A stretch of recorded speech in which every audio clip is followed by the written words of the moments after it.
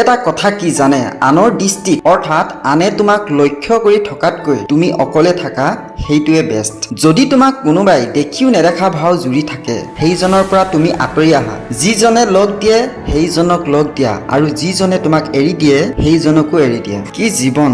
যিবিলাক মানুহ বেয়া সেইবিলাকৰ দিন ভাল, আৰু যিবিলাক মানুহ ভাল সেইবিলাকৰে দিন বেয়া। অপমান আনে নহয়, অপমান নিজে নিজক বনাওঁ। নিজৰ জীৱনৰ কথাবোৰ আনক কৈ নিজেই দুৰ্বলতা হৈ দিওঁ। যেতিয়া নিজৰ পৰা প্ৰত্যাশা কম হৈ পৰে, তেতিয়া দুখ কষ্ট নিজেই হ্ৰাস হয়।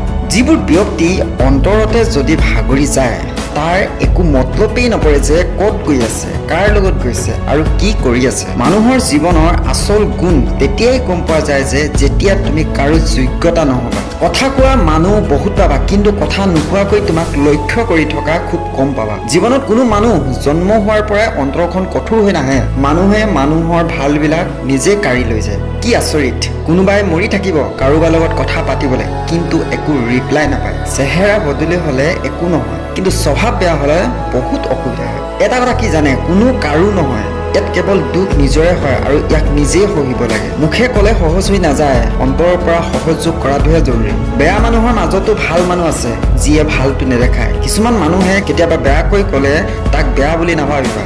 মানুহৰ অৱস্থা বেয়া হ'ব পাৰে, কিন্তু মানুহ বেয়া নহয়। ভৰিৰ আঘাতে আমাক সাৱধানে খোজকাঢ়িবলৈ শিকায়, কিন্তু মনৰ আঘাতে আমাক বুদ্ধিমত্তাৰে জীয়াই থাকিবলৈ শিকায়। এটা কথা সদায় মনত ৰাখিবা, যিবিলাক মানুহক বেছিকৈ মূল্য দিবা সেইবিলাকে তোমাক বেছিকৈ দুখ দিব। জীৱনটো ইমান সহজ নহয় যিমান আমি ভাবো। কিছুমান কথা বহুত লক্ষ্য কৰিবা, তেতিয়াহে জীৱনটো সহজ হৈ যাব। আটাইতকৈ গুৰুত্বপূৰ্ণ এটা কথা, যদি নিজে নিজৰ বন্ধুত্ব হ'বা, তেতিয়া বুজিবা যে তোমাতকৈ শ্ৰেষ্ঠ কোনো নহয়। বেয়া সময়বোৰে আপোনাৰ জীৱনৰ সেই সকলো সত্যৰ সৈতে আপোনাক মুখামুখি কৰোৱায়, যিবোৰৰ বিষয়ে আপুনি কেতিয়াও ভাল সময়ত চিন্তা নকৰে। মানুহৰ জীৱনটো বৰ ব্যয়বহুল। ইয়াক কেতিয়াও অৰ্থপূৰ্ণ প্ৰবঞ্চক আৰু সুলভ লোকৰ ওপৰত অপচয় নকৰিব। জীৱনৰ কিছুমান বস্তু পুনৰ বিচাৰি পোৱা যায়, কিন্তু সময়ৰ লগে লগে হেৰুওৱা সম্পৰ্ক আৰু বিশ্বাস পুনৰ কেতিয়াও বিচাৰি পোৱা নাযায়।